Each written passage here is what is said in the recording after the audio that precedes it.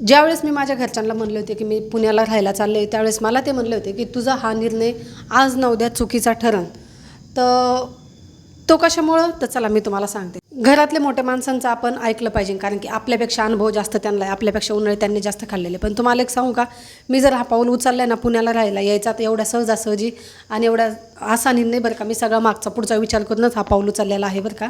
तुम्हाला एक सांगते, त्यांचं असं म्हणणं होतं की पुण्याला महागाई खूप आहे, पुण्याला घर भाडं खूप जास्त आहे, लांब लांब कामधंदे आहे, तुझ्याकडनं होईल का. तसं जर बघायला गेलं तर आपलं म्हणायला कोणी नाही पुण्यामध्ये बरं का. तशी माझी जाव आहे, तिच्या घरी 2-3 दिवस राहिले होते, मी आले होते तेव्हा.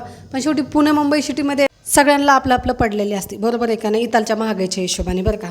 तर बघू आता माझा निर्णय चुकतो का खरा ठरतो ते बघायला तुम्हीच आहे या प्रवासामध्ये माझ्यासोबत.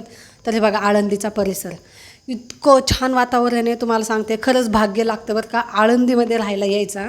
खूप छान वातावरण आहे बघा. बाहेर निघलो थोडंसं तर तेवढ्यात पडला पाऊस आणि येताना रिक्षात इतकं गरमी होत होती. तुम्हाला एक सांगू का, इथं जिथं तिथं वारकरी लोक भेटतील. एक बाबाने रिक्षामध्ये बसल्या बसल्या मस्तपैकी जोक मारला. घरी आले, तुम्हाला सांगते एवढं उन्हाळ्याचं सीझन गेलं पण मी एकदाही लिंबू पाणी करून पिलं नाही. येताना थंडी पाण्याची बॉटल आणली होती, मस्तपैकी एक लिंबू घेतला, त्याचं लिंबू सरबत केलं. कुणाला म्हणलं तुला प्यायचं आहे का, तो म्हणे नाही, आणि मस्त झालं बरं का. तर चला असा काहीसा गेला आजचा दिवस. भेटून मी तुम्हाला पुढच्या व्हिडिओमध्ये. श्री स्वामी समर्थ. बाय.